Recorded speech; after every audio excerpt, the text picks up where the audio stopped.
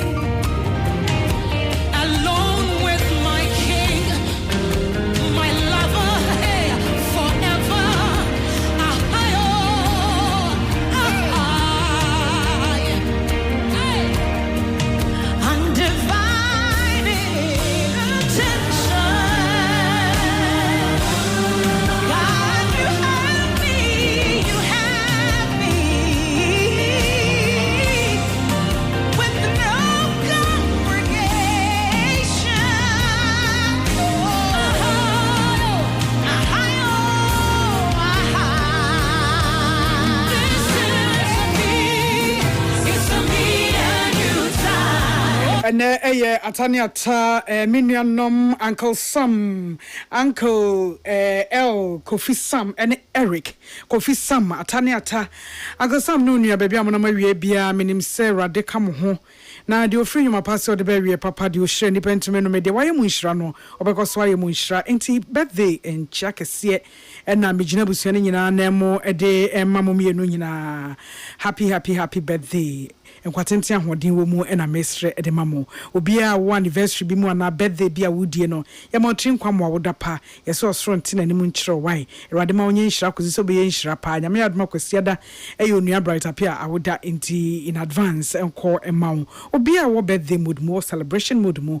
Coming away, na ye mum, na ye nearer day. And can many ye, ye need ni dimpa and one dance ye. It's answer or no. Ne crying aye it was Sabri happy birthday happy anniversary sanya birthday na anniversary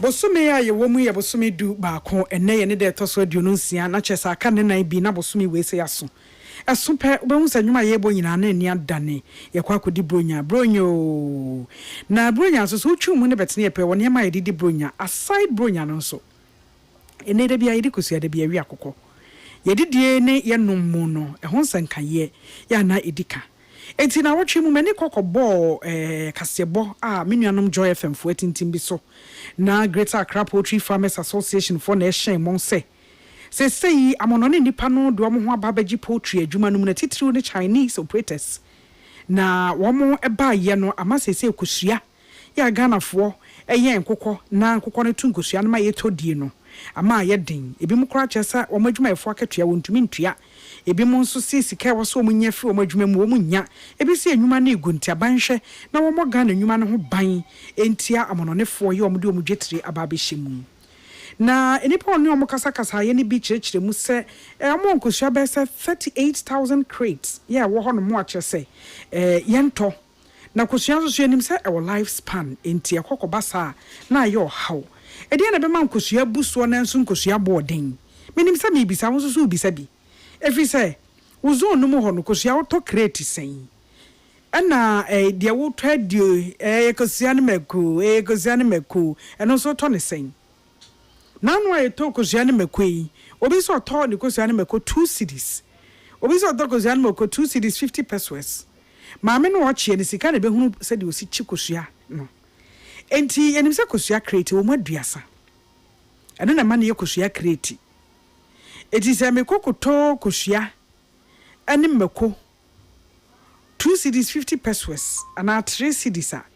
Yemfa ni pani jane ni bibia nkeka ka ho titi bi mfirimu to create ne sen na kosua buso na ne bo odin emebinu mu ana we nyina ye nkomo na awie ye beba abedie enti menua baako e wo hase ya enche kra medanedi na ya fa nkomo no e de afi ho ebra ye bedanedi no masemi say tia sika ye fa calls no briefly na ebiso omanfo se kosua eyesen wo hood no mbaako a wo to adie de wo che crate na wo to no eyesen wo hood no efisi bedi kosua ho enkomo 0302257900257901 ya fa course ne ka krebi ni akọ studio akọ akọ free nkomo no ase free ho 0302257900257901 ya edi kosua ho nkomo na mebusa se wo hood no kosua yesen create ye saying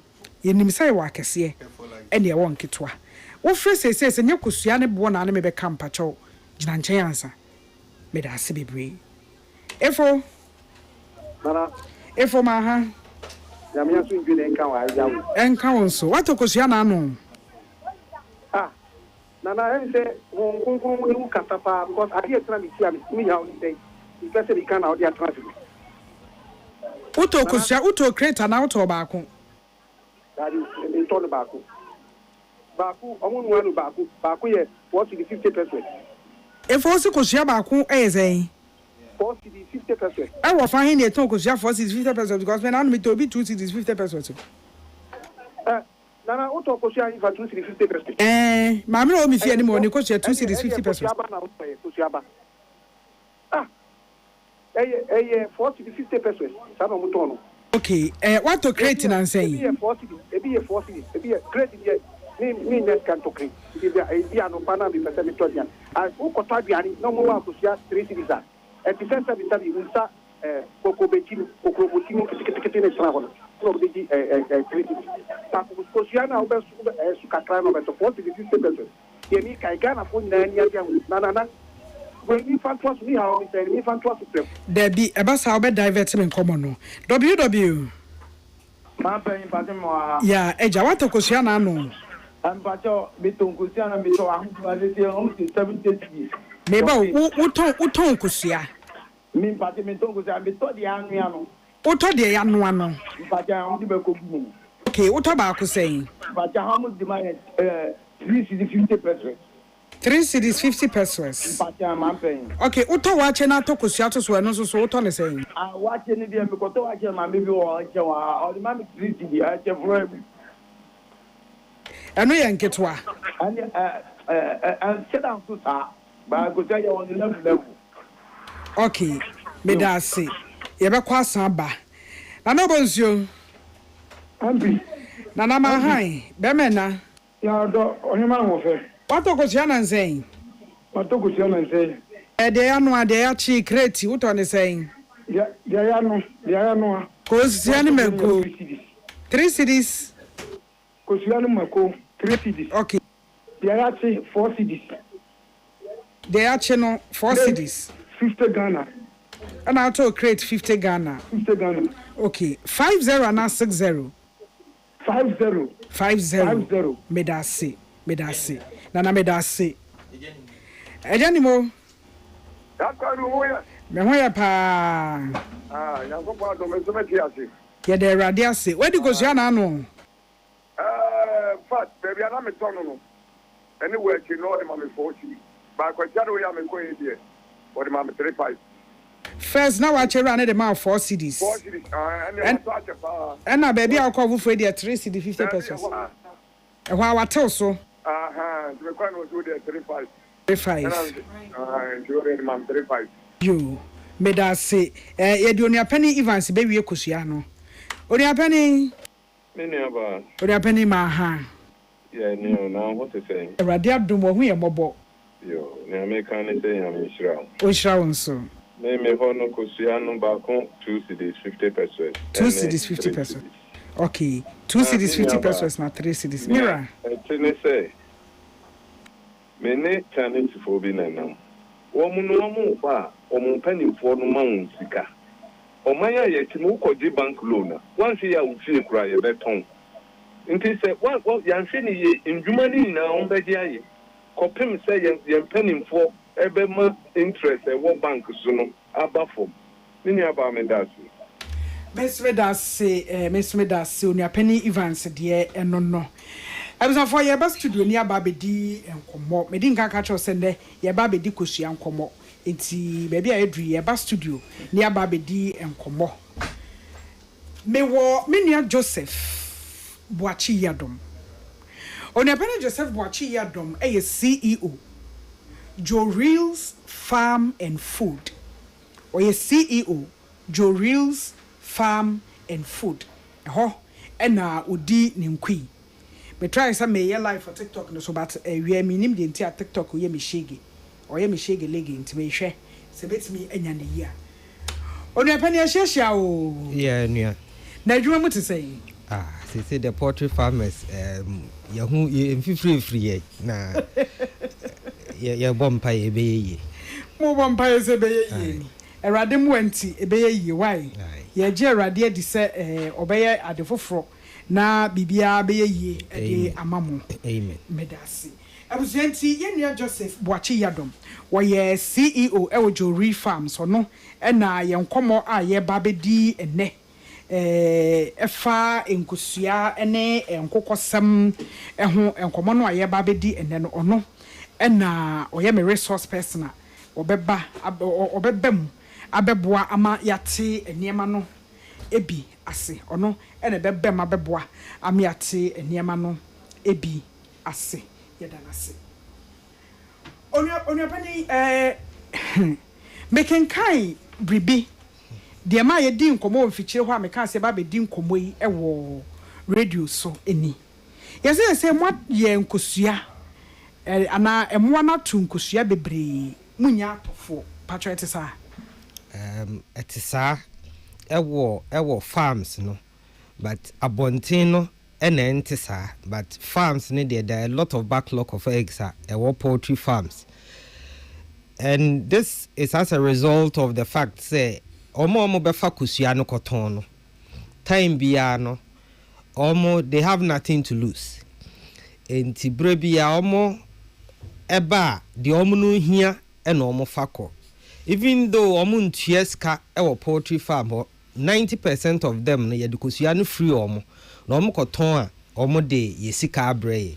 So acquire to say every week bia no dukosua no ma de okoton kosua na the following week obefa no obetua de obefa na last week no enti no se ne oba na de be offer 100 crates no so we na de metimi afa 20 a 80 crates na aka no asudie ne wo farmer ne so say as soon as possible obehwehwe obi amena ato saa 80 crates, and that is how amena basa ye farmers no ye complaining about the fact that there is a glut of eggs ewo ye side but okọ ejom dia enunti na ena me wanwa eboa nkrofo ka say ye ton kosua wa abonti na ya say anka ebrempo adu say ya say nipa ene omo ye adwuma ya hu de ye komu no obi betimi kra ka say tokosua miensa na menche 1 crate free, which from the kind of reductions about farm gate no, some of these people can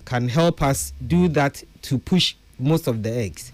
Mebawo brajo kosua our farm gate yenim say ye ma fi Mr. Ampofo Mr. Ampofo ma ha o baby a wo bia wie mi chia o me ba cho ho te sei me gidi se rade adom ho ye yenso ye ho ye pa e wo ha brajo kosua of farm gate e sei kosua of farm gate no now a relative depending on farm kra wo to kosua na free no by ma men kama ni pantia say our cost of production ensesai, and this 3 months ago no na kosua ye 50 cedis ewo farm gate ensesai, but because of the SCN no compelling and say even though our cost of production it said yet na no said ye be ya kosua lifespan ye ketua bi enti ne said be ya ye ka no ye besoso ano na enye bebre enti no we have been compelled to reduce our prices,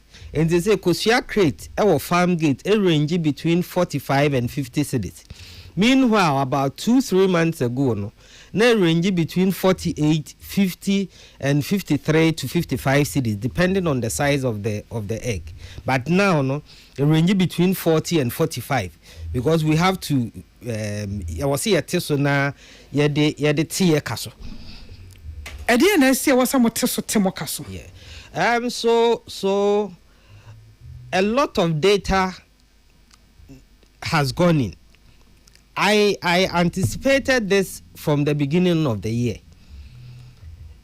One, nipa aba poultry mu edoso pa because you start a few way no exchange rate no eye kakra ninti no our cost of production so ba form kakra, and the one oma no mo ye poultry ne dada no bebre increase omo production, and it say no be wo 10,000 beds because the cost of production no ba form no na that time no yanso ya antebo ne so the cost of the egg na antebo, so we anticipated say be yesa and to be what 10,000 or upgrade the call be a 15-20,000, and so far akoko January, February, March this is the time akoko no eto no e peak, and this is the time we benya kosua na open no etos biem am say omo a publication no omo ka say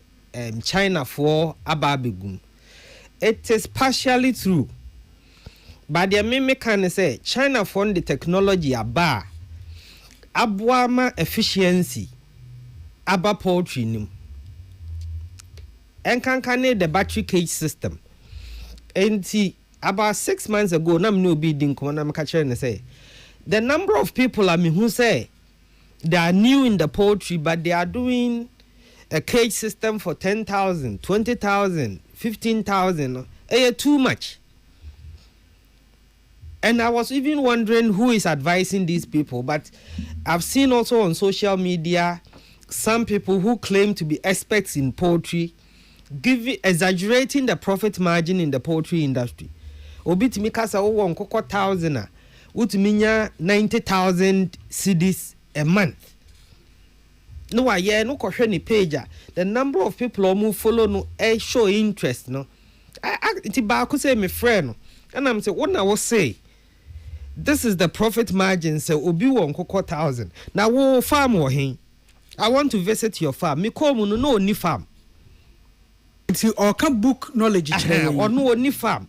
And why was a consultant into say nipa ne also me wo day old checks. Me a consultant or Ginny sika for day old checks ne saa ne ma ne wi a okọ. Now omo two omo fu saa afutuo ni nyina no. En eka ho na omo face these problems. Ti dan ba ko frame no say na say poultry ni say the musika siska wo mu say siska nim sa na mbisa why na two fu ma wura poultry nim. O chechire mu na ekosi this person so na mze ni on friend no na omo ana man nton ni kosua. Enti ensem ni ye bebre atoso biem aye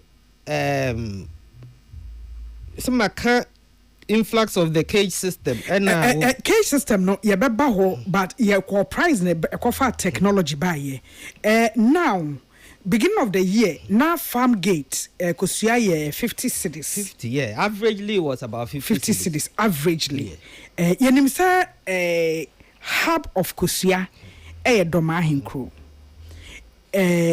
doma kosua bakra menim say doma kosua kokumase and other parts of the country average 50 Ghana and now baby a dollar ne sha say last beginning of the year no man crofo koye no ho na da so gina yi say dollar no say kosoro kakra bia san stabilize e dia na ba ya mo free 50 Ghana cedis no about 40-45 Ghana cedis. And that's because that time no na yamfa ne sese nkoko wo country ha omo tu nyina ye 1 million 1 million eggs na wo system ni enti no eno na ne ye ton but now no enkrofo abemama now we have about 3 million birds na wo system no mo to kosua no and the demand for eggs means a sign.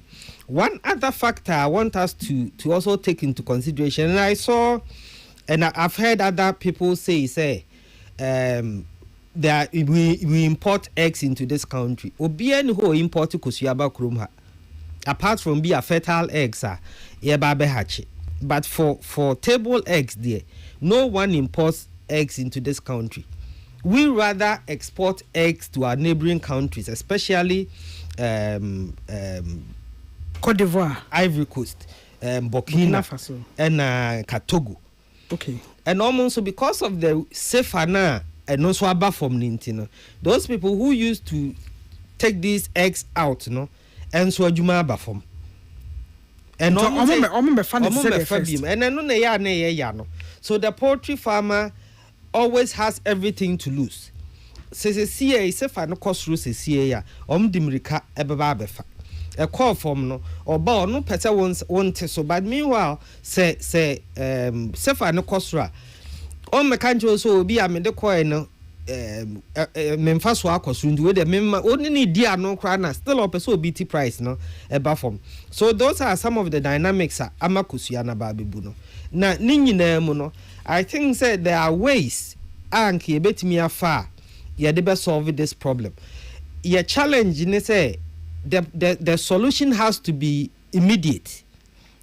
But kosua no so no kosua need a long lifespan. Kosua lifespan you're saying? Depending on how you keep it. But from how we keep it on the farm no it shouldn't be more than 1 week on the farm because your fans will be 30,000 birds a year, 1,000 crates a day. 1,000 crates, ultimately, she man from said the open, said the Kusiano Sopeno. So said the obesi ashishani no. I was said the week no so na other way, but you see uncle for backlog of 2 weeks, 3 weeks. Anyway, no. Unkwana bebre asay. But Kusia de enka the chef fridge mu say ya akoko ne to na emfa say between the day or two Kusia no and the third day no ebedi wa wo to Kusia na the chef fridge ma. It can last for up to 21 to 28 days best, but then if ubet media could be 1.5 months, so fridge a temperature near relatively good, you can go as far as 1.5 months. And ideally kosia and a farm ain't for kosia and chef fridge Debbie. It's from the farm gate the lifespan 1 to 2 weeks. 2 weeks crano. I'm sorry to say depending on the how your package kusia because at least kusia here say enframa befam but most of the farms na baby a storage way and you need enough space so usually ya na bobo ho and enframa ntimi mfam so a chekra of farm ne dey I will say at least 1 week a free farm ho. Okay. Ye di kusia nkomo ye ebusia ye di kusia nkomo because the affordable, me best me use it cheap, but affordable protein. Obia here. Eya wonwa say metiefo ebi I can say kosia no 3 cedis dey be ma ye ketekete sa no menu. Baby ye chi kosia 4 cedis 50 pesos baby ye chi ne 4 cedis. Ebi mo say ye chi no 3 cedis 50 pesos wo mu zone mu.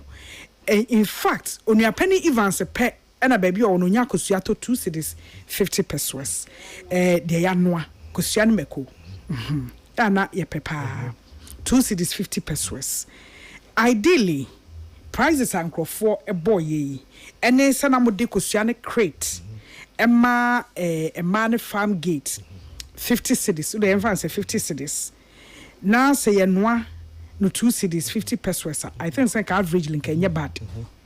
But so to say, and I'm 3 cedis 50 pesos. And can na farm gate hono a year 40 to 45 cedis. Only saying.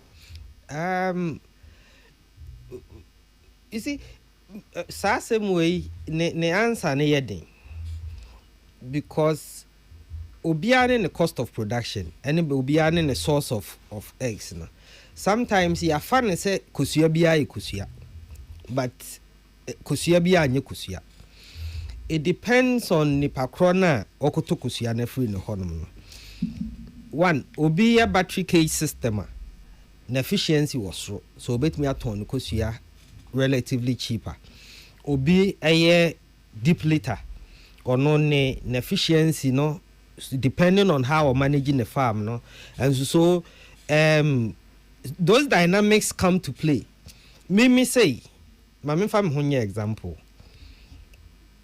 The bulk eggs goes out for 52 cedis on average. And I have my client base me tomo almost 70 cedis per crate. But because you have 70 cedis no crown, one year order no about 3 days I won't be. Akusane bi mo ade abuso mu ntumi nton no. One year order no 3 days before I won't be. Joe, Kosiane Crawford de abuso. Wo mu ntimi nton. Yese glat. Wo de no on order ansa na akese no. De ne ho ofe na ade chair no mu onyam no. De odi ahun so adi kosua no. Jeza me ye order ansa. Enti na mka say so in poultry management no. I also who client base. How abe your production and how abe marketing. Enti me this glat na aba no ne dynamics because people don't plan. I anticipated this beginning of the year said they will come at the beginning of the year because I did a lot of research and knew say Christmas kosua baba bebu And me client base, no, I maintain them, and I made sure they can see the difference between my egg and the other person's egg.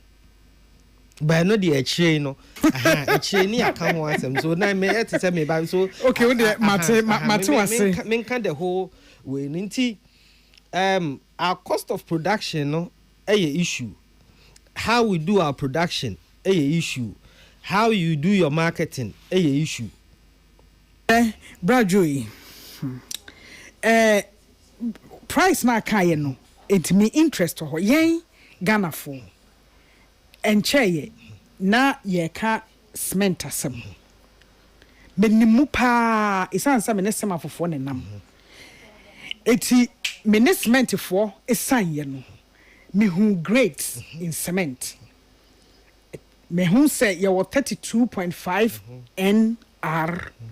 Ye were 42.5 NR, 52 NR, and even a R no crano. Ye were A, B, A, L, na BL, and in Nuanum. And now ye bag Ghana say me divert you me de can some keke. Now cement manufacturers are almost cement. Wait me akasa asem ni ho. Gasem me ka manufacturers omo and ode me fa bag nka ho. Gasem, Semaf, Supersem, Jata, Dangote. And actually a chialo was senior a buyer. The senior ba senior so make a buso ba mesmetebe. Senior bury no. Now to me who say where they quarry dust. Ama even trade minister craft for so quarry dust cement. Lab yishemuni bibia buyer. Ghana ni kotwa. When I also quarry dust, obi ka tell me say atakwa me kura na de si dan into the besi. Ye pe cheap. Baby o kan ya wo koy ya wo san ya we do bent makofa cement abaye illustration. Yen health ya pomuden yen kwa ejina de ye die so. Yare a ebu wo Ghana sesei yen sura me ade bi mi bodi on bebo me. Eka ho ene yenya kidney failure. Diabetes, hypertension, high cholesterol, ene nyarwa bebre a amankrofo ewu no eyedie. So ka kire me say mebo farm di Jory's farm there. Even enkrofo atete wo mu kosua so farm gate 40 to 45 Ghana cedis no. Wo average 52 cedis to 70 cedis. Kosua but uni glat. Na wa ma omo to kosua na ehunu the quality. Kosua quality and a grade wom kanokre. Pa and akoko no the other be man aduane ade be man no and no ho kosua and o de ma and a farm management. There are a lot of eggs akoko no to kosua no worms ewonimu. And the worms were akoko worms wo kosua nimu. And you can see visibly by signs wo kosua no by me mechire no ha. There are a lot of education that needs to go on. Na aboa ama ya farm management ni ye to the extent say we ya wa farm ya no matter the quantity. And me nam kan 52 way na me kan. The least ni pakrobet me atọ me ho in a week 2000 crates. The least won't talk up to 2000 on your customer. On your ball customer. The least someone can buy from a farm no 2000 crates. But no cry no buy line now be this one son when you be at on. But ni na me can buy be sisu say. So we ye wadwuma now ye ni year. In times like this no and also o benefit because me wo nipa bebre Omo now they have an option to get cheaper eggs from somewhere, but they are still with me because they know say whatever is cheap somewhere is just a matter of time. Most as kosia ye kasa abibui ya mama na ye after Christmas kosia ho be because there are 90% of people are omo nkoko enyini nwie say was omo ton as old layers because of this problem no Christmas wo mbeton sa nkoko ni nyina. So from February, we will have shortage of eggs for Ghana. Our brand, the Kusiana boy in yato for baby. Because obi layer ocean year, ultimate for 2.5 years. But minimum crofwa, or monko up to 1 year. Our my friend say on person tongue kono this Christmas. And I said, no, so I could try to sell. And I know, it's not worth it because nipa krawa boka. Because Obasha could for up to 6 months. And son was started to kusia or no bit me feeding no amount of profit.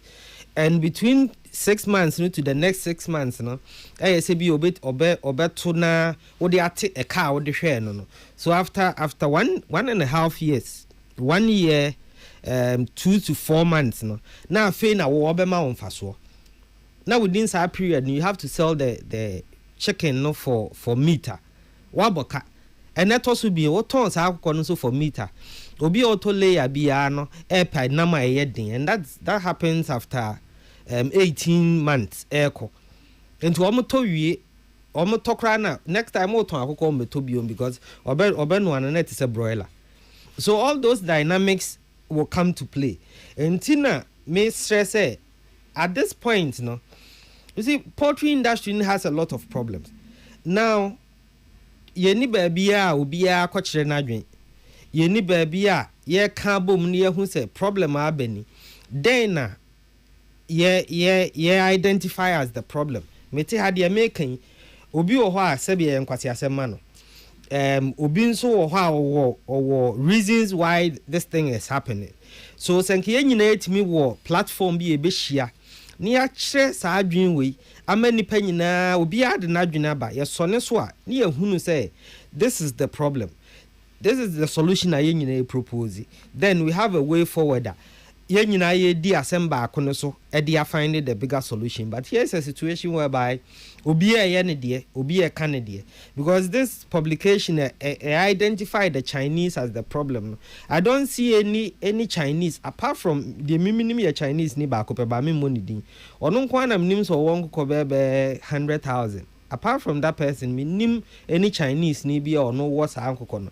But the issue is they have the capacity to come in and say and solve a problem by ourselves, because now they are not complaining because they are able to sell their eggs relatively cheaper. Mabel, in this publication, there is a farm owner. Our war 38,000 crates. 38,000 crates of eggs. Usro glat. Say ebese. Just say aka. About 1,500 beds. And na roughly when you're 30 crates a day.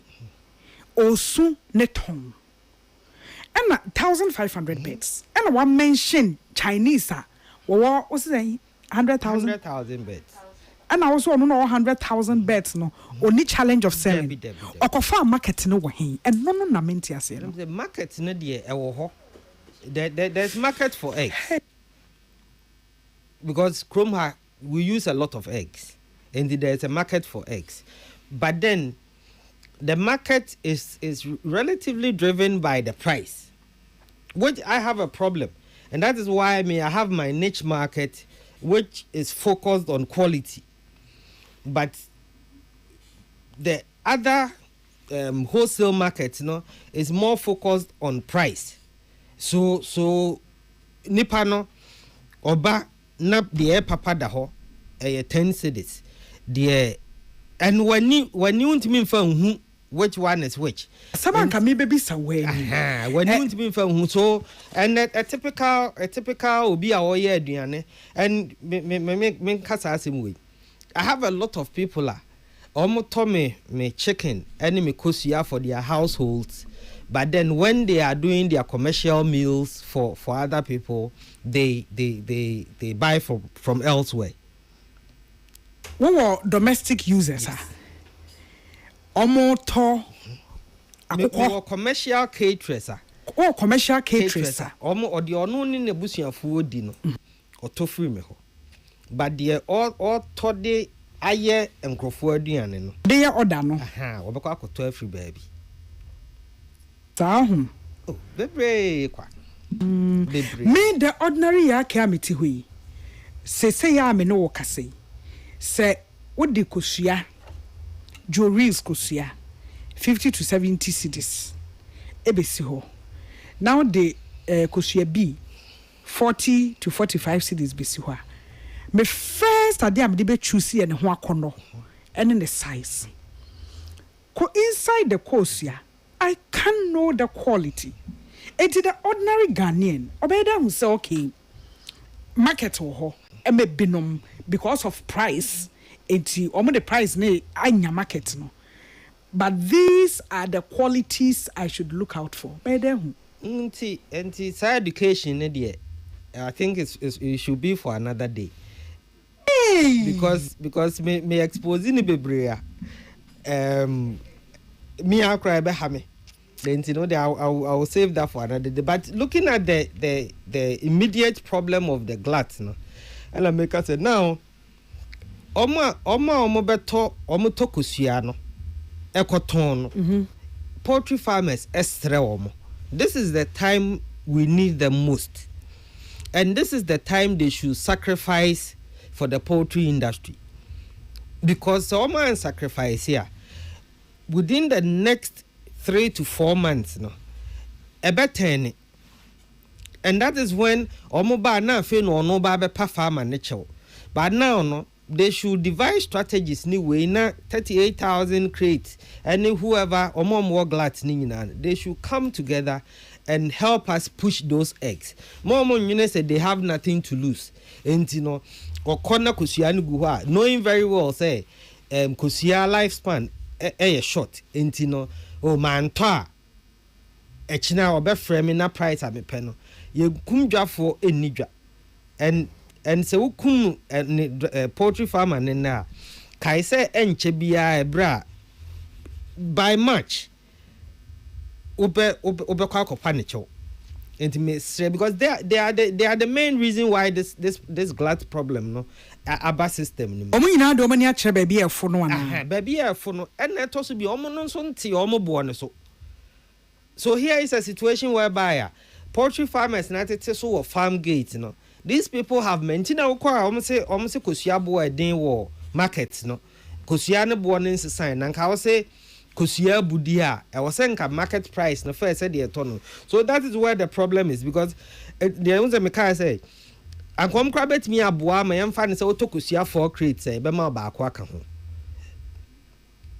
because when you look at the kind of reduction in the way na bana they can devise strategies be and the first na the omom chichiri so na chichiri 3 10 cities are now we are with me in 4 10 cities which obi your person kosua ne ko and you know those strategies we need them to help us to clear the backlog then nipa no benya odoni we dia ye adwuma no because omo ye ne ye ton kokko no enyina bronya ya from February March no afa kosua ho be den na no na duru ho no na the poultry farmers ne dey je 80 70 cities wo farm gate no be ka the poultry farmers ni trimu eden but waboka bi da baby o so otua wo so otua se bia be duru ho so kra ye ma free se na omom ye cage no na still omon kosua na efu nti be kwa akoto it be ha mo so poultry farmers the local poultry industry ne de nyame anim ni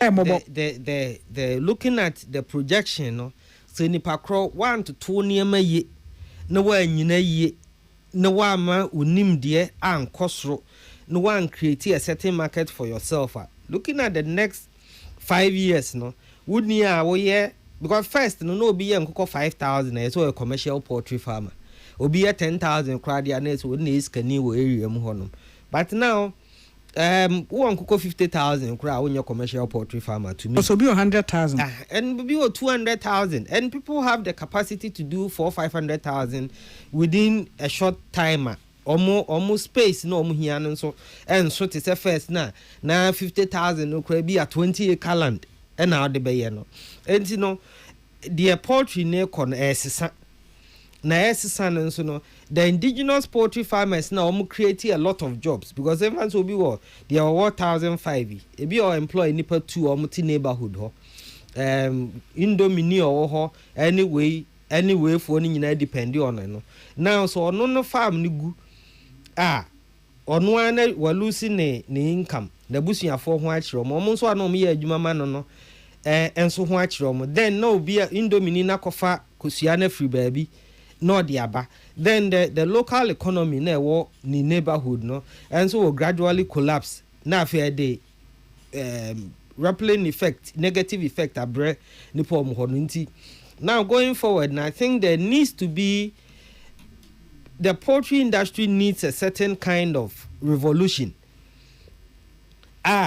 you bet siasie now as a country no we have a direction a poultry farm ni kum ebia area bi e wo ho no ma you bet designate say omo 2,000 3,000 4,000 5,000 maximum will be about 5,000-6,000 mona like around neighborhoods no anyway mu betimi aye obaso ye commercial farmer go far away na wakoye and then no kra no we can have a marketing strategy there should be something because looking at how niema ko sese niema ko ndie ehihim omo ye poultry nkete no and they are almost so and a doso and almost na be alternative source of income be or retire enti that's the source of income obi ho odo poultry adwuma no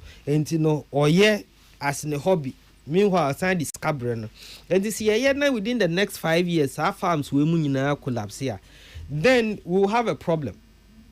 Bronya benya akoko awi enfu bronya idie enti na me can say there's a lot of contemplation say because say ya dia people will sell their eggs ebia ye nya akoko de din na ye adwen say you the box light soup na koyie no enti no and dia wo to anu wa bisam ye na wa hwe say and no so so nimu a mimi hu akoko na I can enche Boris B na koye interview bi na so enche ne fiefo nyina bedi mu asem na je se mo na adwomuti wo de wonimu nti mimi hu ametimi wonze wa akoko we oye between 1 year and 1 year 2 months but me antinat yesusu ana ono wose akọ ne wonimu hwe kwa ne ne to no ehun otutu ne de onimu se wanyini anyina pobon nti but ni nyina mu no de meka pa besisu ne say Ghana poultry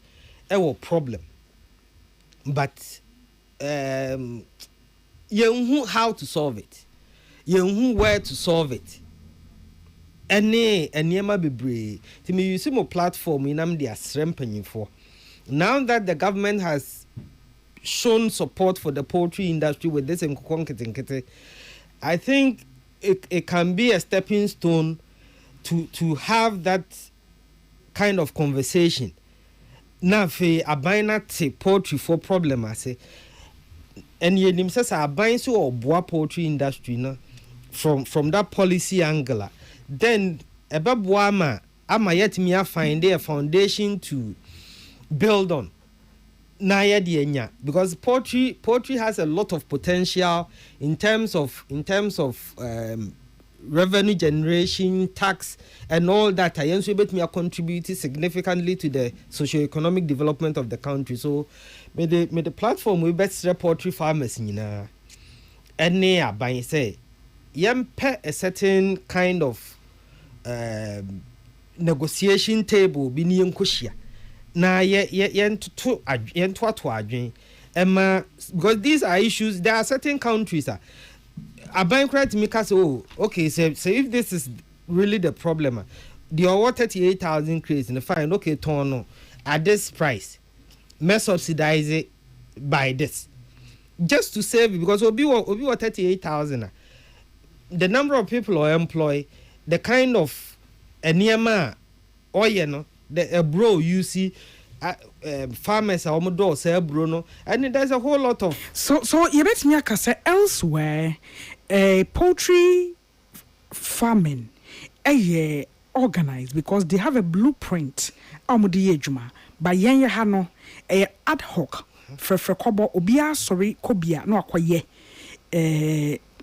your association edie ye de kan asem but yen hyede ni hye bia and edi mu a ejina ban mu a ye de regulate a ye de bo ho bra bia the association no crown so word or no issues CCA association no we will be out to near Mr. Association no dear nipa or good standing or association no mean you see a benya nipa 5 who good standing there be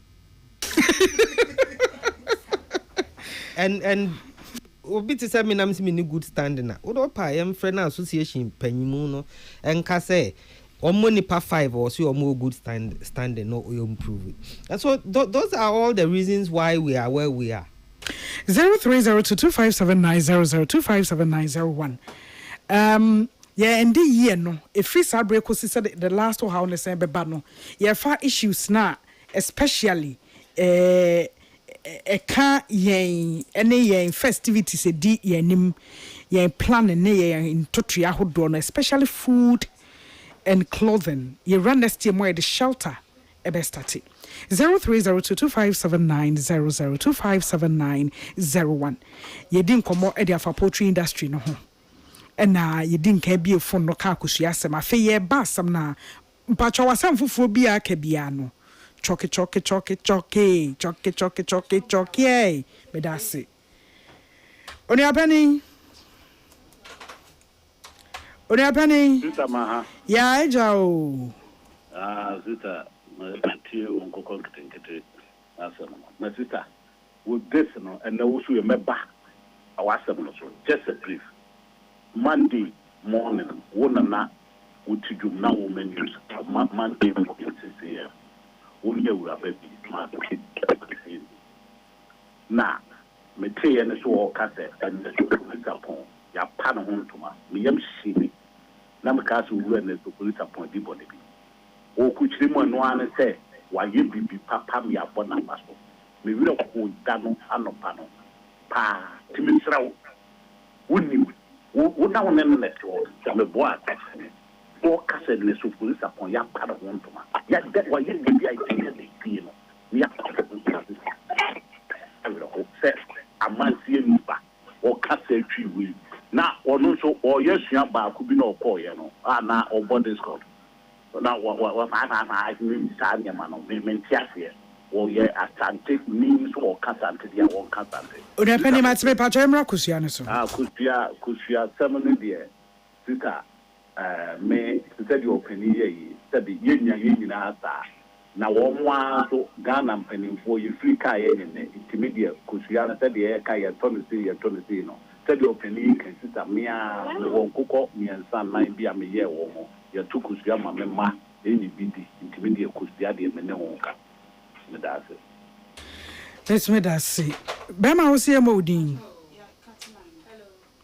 yo obi frɛ no so mu ni din ye kan hello so awonye so wa chire ho 0302257900257901 me pam chow ye kan kokko nkosua poultry Y2K Asumdringa en council na bomsen adumo me ase ayi poultry ana nkukọ nkete fa sama yakin sister na mo nkukọ beye 20 bi wa ha na feed no layer machine na bo oye den dodo enti dan ka tete we ye te wa anka backyard garden na nka ja won kokọ kakra ofie na nka mpeda nkokọ do bo wuwe ikeji one ye tweduma eduma ya 400 cedi atimase nti oya na metrasa bisa moda na owura mama oye sobe hunde nkokọ nketenketa ode man nkofo oba ya mfaso nkofo bachi na wa baka tra afane de nkokọ no ho awu ebe yeden enno yen din komo ne ndru ho ye safia na sa policy nkokon ketekete omo de ba ye be say ye steady near monitor na fe ye ba sa nkomo no eso but currently baby ayi ha anti ye nka kwesua no Nkosian, as I'm talking to you now, see, Ghana for Nanka say you are Nana, and some of your call news items, no, but on your reality. Mamindi Vietka can you share a brew, not a local rice. I able to bring in, you be here a brew, no, a local rice. A cocasso market, the stores by a hundred, 2 pet over all local rice. Nkosia, you came, or market would have been range between 65, 70 to 55. Now, sir. I mean, I'm telling you, Malcolm Kakra, and this share in Kosianabo, not share the banana who can oversee, and some name Kosia way, and no part and Kokano, a year one Musu me, Bohum, and Mamon Suku, my one Musu. And see, I had them, but the quite many of Padra and Kosian, obey a tip, my head. And auntie and a brad Joe, Eka said, more industry no more. Monia na hot na mo ampenim dia. Technology and sembe ha right okay and sembe ha o achi yeah jan I'm putting na hot today adumo you want to need that ya no kusia no for ba ko possible kusia ya no ko de ko to dia na wo to kusia na ba ko possible ebia na omo no eto free traditional farmer ye be din komo ni bion sa minua ya ma kwatwe na besi ha yi ye be to ankomo ni so da foforo wa me ehun senkosua no kra grade wom ba ye the price pe na eton na omo amokofa de afo no so omo ba na ma ton no de quality no wasro no aha mo enti se na wo se yen your man na te sa meme ne wa chi se achi usita meti we ohun o de mi sister yere mi sister kunu de achi ntimi fro me wura meti we me sone ne ma so pa na nsan first no na me gina ba bia me to bibia me jai o me jai ye de GMO ebe je organic ma hwa de a wepene ho enti me jai say it's about time yen on my maso ojuna opom den ho a unto bibia keke wo find o plug aha na me tono no wato ho na okọ one penny but on issue back e your money na here some patch ma me kan ketu ewi e ma Crow, Luwa Secondary School, a new one penny, a friend at 9:30, a deco, a whole washing day. Luwa Secondary School, any more one, a drop upon the whole packet car, a car, a one one. It ran at 9:30, a couple 11, a whole washing day. A radio way, mobile, near Yajin Sacra. Why no line is so? 0302257900257901. Mam sawa. Saya. Mami ma hai. Ye nyosa. You. Adumo FM nenka ho. Me pacho. Ghana government wo. Sa food and drug for. Edi aduma pa no mo ye ma Ghana fo. Ye ka ho asem sese ye kosua emfa food and drugs for ne ho. Me ba ya me ba. Eno ma pi wa continue wa. Ay poison no.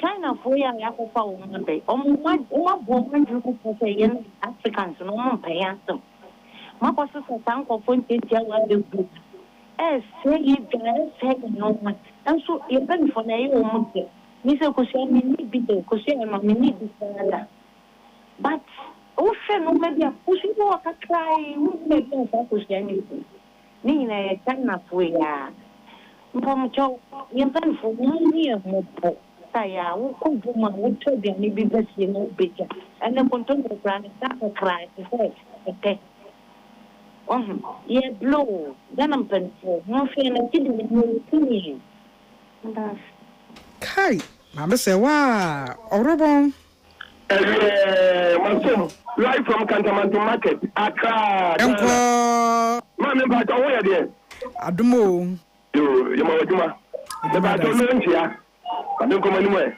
You know to me. No, mommy. Yeah, I'm going to get to know. Mamma, I'm going to get to know. There be Yan. You, my uncle, they come anymore. Mammy, yeah, they can't come to the regular. And let's CMB or a class CMB. Because you are 2 out the A. Where they propose for them to talk five. So, Miss bisa panini sɛ saa kosua no ɛnyɛ papa na ebi sɛ ɔbɔ te sɛ connection ana sɛ ade akosua baako 4 cedi 35 we 2 cedi 2 na me de oh me lie na me give 5 me sɛ bisa ɛno no ɛnya na ana mo tɔn ebi sɛ ɛyɛ price ayefo obey you ano de obey you ano na no bonzo your last call nana yo na no bonzo ntia kama no kan grade no ni grade no ko shelu ha beto no yo ko na ewo no na white and said dan yellow sa and na shells no de wo ho no odo sakan na pai ebu ho so a odo sa boso din ansa na timi apai and na mpese hu difference wo kosua no de papa and de anya papa and de emwa because oja bi focus ya na yoku na wo no deep yellow so and with difference no mo me hu unso se ba ko bi grade the grade na akese and the grade ana say ne sansa na the grade no Mate no boss but the course na see her mademoiselle course na see her I'm in Scientific Herbal and Alternative Medical Hospital ya Sabia. Ya can grade se bi ma me vento so yi. Na one nya a 2x4 matrama kwe ayare Sabia. Onipa nya kwakwe ana manka ni kwakwe nipa nya kura. Ne de na ye practicals. Enu nti amen se ye mfa hwempo adru nya nanta. Ti na adru amen scientific otonebo. Hwehwe onipadua no mu. O mfidie nansan fidie bi osande aba beka ho emare meti and I'm seeing is believing nenye see pe testing is confirming eti mesraw nimdia kɔ nanim hwe o bobra uni obi ada bia onya atete kwa emne de meti ani de besi bia ma pene so just ha ma pene so for na ne akua nim de bia obekɔ nanim e bread dane a woni bre ebekɔ free se technology hwe me ne bra jodi nkomo bi osoro ansa na me frosoro matem manum na me hwe no a technology hwe woni obi te no so no de minimu ani enti bibi bempo a mense samensa no hwe mfa we mbata we enkari na me hu se de mesi aka bibi abom de friend synchronization wontumi nya bia sana ho na ko anim amen watete hahamade sa yare atete ne emia wani asese ne de aduro na so ho no ne etime de hwempo aduro ya ananta na o se da bi watra ho ene odi mfidie de yehwehwemu ahodo bae na mfidie no wasa atom nkyene na nse de odi aba MRA ho ye hwe yare ne tani ni peduam eno na twa photo no ne video no a wo hu ne clear te said ye de camera si mesu yi a wo hu mi eyesa enti fa yare ko amen mfidie wo honro wo hapom di monim di fo ho wo so ne so ne bi so no so ne enye nwa san krofo de nyarwa diabetes hypertension nom te bia ne bunye de yie kakra bi chochofrocho ne nyarwa bebre edidie ne nom de nyina de kwa na oprugu efidie ne ba ko bi yeso yare ni frase afoforo ne adutum na nkwa ene ne frifie ifrifie so mo de mpaibo be ginam ko amen dome oben snet flat klagon slash bia sha mankwen mo ben under bridge no yare ne yese eye kwankro enyintum upia no a obepia umpia obi dende ma ne ntofom abra no so ye pila won 020 722 9505 020 722 9505 afei 0244 227192 0244 227192 and a 0245 275254 0245 275254.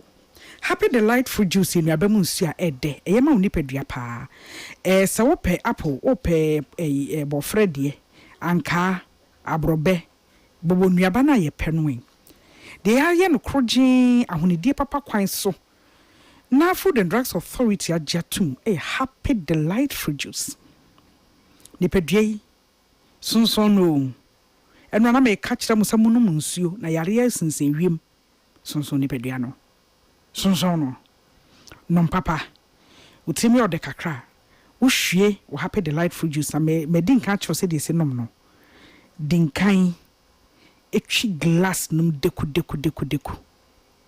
na hu se hu glass mu hu wanim wo mu a na ade nom happy delight ede ya pe Vicky Boat cashew nut esi nchen na nsa sika akosua mu ni hwi woni age ahweme cashew ni nyina o ma hwi ni nyina eti unya Vicky Boat cashew nut de bonchen ho ananso ayi baker's relish for banana bread yi bi say eno no ye atwetwamu nketenkete me kai obi sire wa chire ho wadi bi adi ya na the fork na wo no na de twu anu se de medijiji me hwani kakre o ma madwen se wo mbetetemia enso snow bagawa ya happy delight free juice loaded with taste APC African farmer oya oba so a enya asem papa hwe obetimi tena ya omwana no hometi ade na wo hye ho akonfui no APC na beto de tie ne se oya obi ba wa wani tuasa okoba ye se de osi ko chini na wa ma oposo yoya no APC na ho nto unom wia ya no nsuo bebre why wo beto na mom so oya ne bakọ de wo nipadua na ka bibi kire wo wutri ye etina problem aba nipadua ma nipadua na hunu ka kire wo se kọ na kokọ hu doctor Kina Farmer Medicine Unlimited. Peace FM. Said you bet me a check in a farmer APC in Sunti and why yen sakuma. Uti paiwa. Fakina Farmer Akuma APC. Kake hawa. Akuma APC. Sisiarie. Waposunu no mpemu na ya oya. Fever anawona mia. Emubia Kina Farmer Akuma APC ebeye firi ho. Nemum na nuachi na enkoi dia kuhu doctor Kina Farmer Akuma APC eyema obia ya wadi emfiedunsia 16 years dekro. Happy delight food you. Swachilala, chichi soso. Afrana pa. Epe pashu breakfast and was in woman. Don't happy delight food juice against with toast, cereal, and even them cool. And we ain't you mean a bread and fifi. Most of free man. Happy delight food juice. One of what? And you be a comfortable relaxing way. So I know when you're. Let's say what a tremor. Happy delight fruit juice. Off and a baby I bring you all day long. One fruit juice. I'm happy delight. One different flavor. Different size. You number 1 letter. Number from NG 150 and 250 ml. Ebenye healthy life shops on your supermarket. Happy life fruit juice, loaded with taste. Herbal and Alternative Medical Hospital Bena Black History and the War America, China, Africa, ne Ghana and Penifua Bonabaso say, or say a real man for Tia Papa. Amin Scientific Hospital. I had a sabia, or one video was so, ya would that's what, if you didn't chill yadi, na no sound so sour yadi. Amin, expert or one croyaria, one run when nam. Now, what Dr. Fonia nurse for so, or what's ma? Amin Scientific at the herbal, homeopathy, naturopathy, and reflexology, na, as sayadi. So, one I will pay, and I are in the same pa, Yamia Dumunti, Yaria expert. Amen Scientific ebe boama inshallah ohwa to na wonso dia dance said the Ghana for ne abrochire for bi dia dance no Accra Amen Scientific e wo dome Obersnet Flats and Alashibin so our Klagon ebe Shaman Road under bridge ope o krabata p frɛ no chiro de ben wo 0245 275254 ana 020 722 9505 Amen Scientific Herbal and Alternative Medical Hospital Allow Shafi nyamene yaresafo Peace FM. I was that's you say we patronize and pay for new mudi dwumai amayen. Ya wasma be say edu ai be miemu so ama kila bubunu dia nkan ababeto so. Brajoy, what ye nkomo no ne se de afrefo no kan ye. Do am kan ni nyina mehu sa wo twere uyi ni nyina no bom say na afi ya wrap up. Yo the medical address here the osikusia na 2 cedis anunti or 5 no. I think it's a good marketing strategy. Nipa na o ton kusia no. You see in the poultry farmers, you best say o mom ton kusia no to adopt that kind of strategy. Ne said the beya microphone because ordinarily me sure say can because of the price nti no to 5 no nti omo no nso ntete so said e be ya now say or pay the papa enso sura abodin nti oye worried say bia ya teso because enye ntia enye ne sa but ya teso because ye pese echo because the lifespan no short nti no and then auto no 2 cedis chine ko duru 3 cedis 10 cedis on kai said yes o saving wa hano da achi bi ye beje and then na poultry farmers yes Ghana for say in times like this no e also mo ejina echi no support here because so the odi kan no kosua ye a relatively cheap source of protein and very good se mo amwa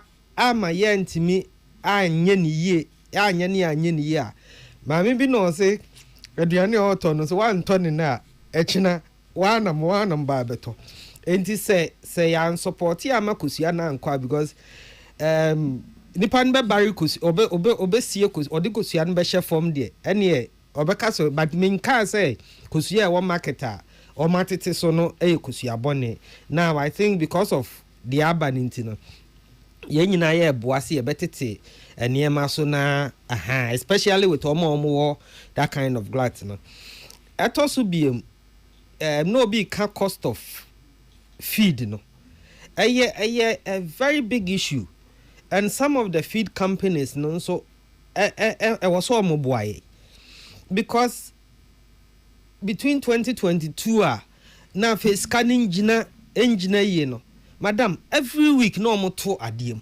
and tum by the percentage of the exchange rate no but say a bar for me obaje this and some my dream who are complaining ama omonte so less than 5%. Meanwhile there na no otuma 20 cedis 30 cedis cumulatively ohwema between that time this kana na free 8 cedis ekodru be 15 cedis no almost 50%. Meanwhile ebabedru 10 cedi 11 cedis no almost it's almost 5%. And obi anka ho hwe because en kenya ne sa na based on omo the enti omo gina so the two no ene de asinti e wo so omo te so no ko omo te so sa then ye ton kosua 2 cedis en ha adwen.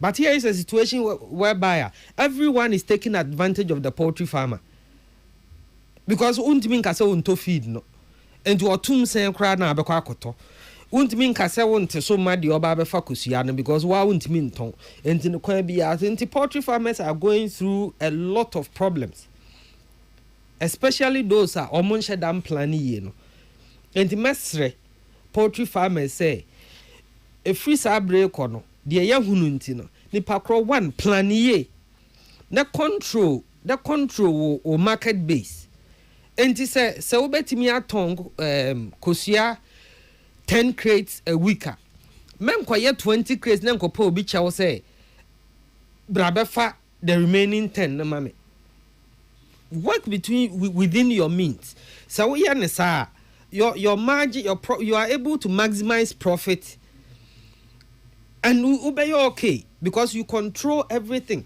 But here is a situation whereby nipa no what is yesi obi what 30,000 bets or 1,000 crates a day and in ono so akofa nkoko 30,000 afei one what video mkra was enya kosua no then there be awo ha na yem hihye kwankra befa so abeton kosua no I rather keep 3,000 and be able to sell the 100 crates I get a day rather than have 30,000 and many 1,000 crates because obi are wouldn't poultry mono so uye within your means one you are able to stock feed for some time which ma ya tum nechna foul you are able to plan ya mean can enjoy menu but I'm able to stock feed for close to 6 months so every year biano met me to bro almost 50-60 trucks egu honum 50 tons 50-60 na gu honum just asansa na bro sama ba abe and say bro eboa ya fui I'm able to buy about 100 trucks na me de gu ho enti say eboa me meton me kosua no anyhow how I will manage my farm no wo ye impulse buyer anyway ya untimi survive planning but enipa no bi wo hono ma oh yes asoma si wo enkokɔ dodo sei wonim how or plan anyway na won so wakɔ fasa ankokɔ ni that's a lucrative business. The lucrativeness no it depend on planning bebre ya poultry boka bebre ya poultry bia e kankwan no di omanim da bia okosira feed da bia o depending on loans be loan anyway entina poultry industry inti said yeti say the poultry coupe loan obi ama ene da bi na me kan say tete no na sebi kwase bi atimi ye poultry sebi because na profit margin no a range na the cost of feed account for about 30% of cost of production. And you know, so even if you are doing 50% production, you are getting 20%.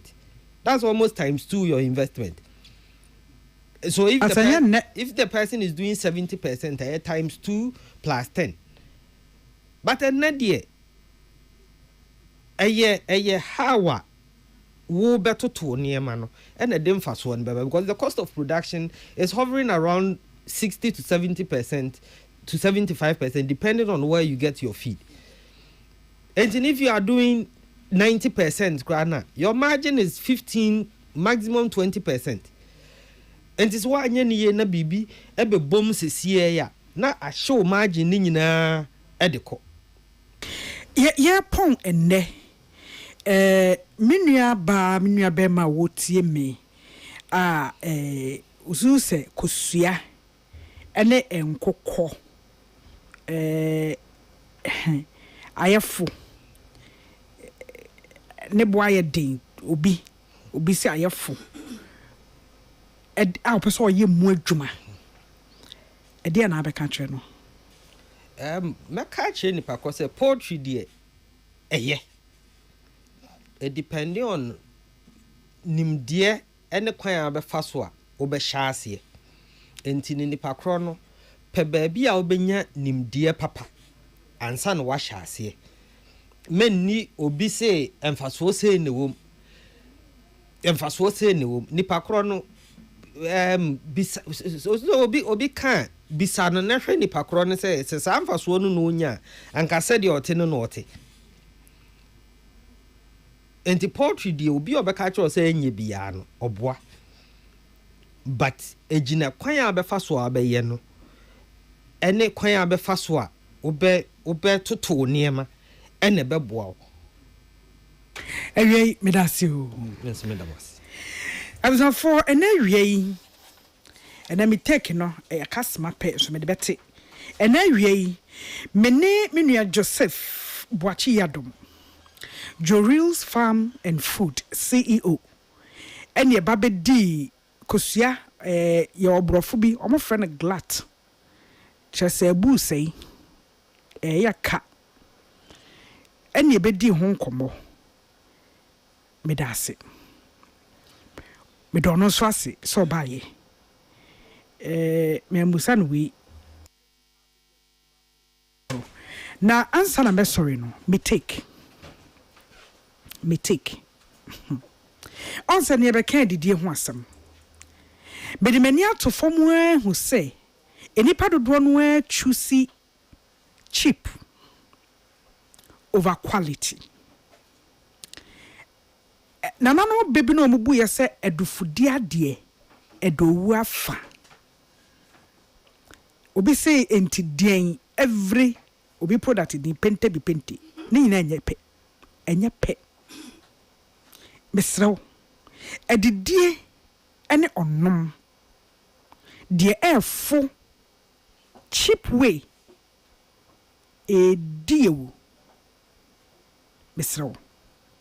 Enti hwehwe plug de wa wo ye be ye na wo twe se na meta na me ka se nti enkrofo rabbi mo e kire se ukoto vegetables na abo ohu fiada na me Dr. Mibo Nsuka na ebo ohu a pure water na onom ye na rubber na panwe gum na anwa papa wo di begum no ebe dua lettuce amam amoanya organic lettuce awe bedua je na adua kakaduro e wo time mu wo space kitwe bia ye ne saa na emo wo enya saa na se obeto a eye keterese ye better na dudu wurawura if so wan hwe yi a sika wo de be ko yare no untumi nyina no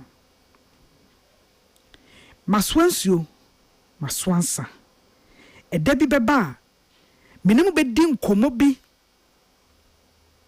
ewo quality ho na abehu se eye kete sanu menum na obete mantwe ho ketwa bia eye sene dudu wura ya ye bete nka ba bia nanso eye bomba edi nipa ko haw eni amanemu bedase sika yim akosia sapon Michael Jackson Mane Arafat Peter Square Dominic eni apamfo omubo michi dom ewie ema ye betenase ede Wohaw ebrew Minia Joseph Boachi Yadom Juril's Farms ebeboa me emyedi nkosua ehonkomo Kila bubo nuodi enka kwam yeboa na beji baton na free mensem ode kwanso brebre ne beba meko makotoa me niam atonso be sori ana makra se abatan no wa mama doso amope memu an ntade no memu an ntade no monfra mi o na abatan ne ba obi on mo a ne man nan no wode miensa sika nya nan ne de ewo miensem mede me number ne tudwa fe na mode mo ha nkaye ba me sese me number na me di me mfa ntukura o ha nkaye no hwehwe akosua sapon fema no me tone ma wonya mpam white a wode be ko 31st night na enji be close ye adwen say ye close intem baby e pam no o star ko na wo trim no bo fe mema ene mba ye white na di kodi bronya no bronya month na next week ye wura mu no wo de mfa maada na aba na meka se me ba chawo ye ntime nje a aba ye se adwuma wo sha ase fufuro na de ode sha ase ni ye de capacity ene ye quality ne nam enti ya shada ene besi sabre ye close ye de capacity ne ahoden ye pe saa no what I say enti get in touch who me socials ne ba bia inbox me na ye business in free ho meeting Nana Yaa Konadu Christ ama efidie me no ye be hia so efiada egosi sa abode be de nyame jawo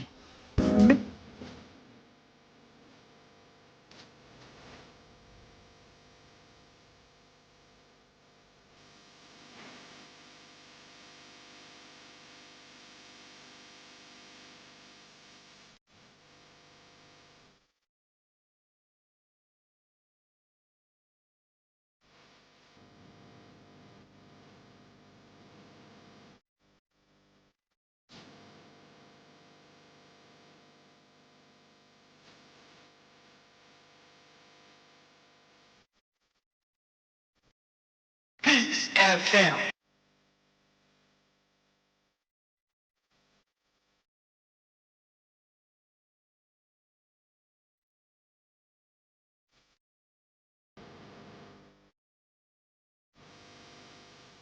Peace FM.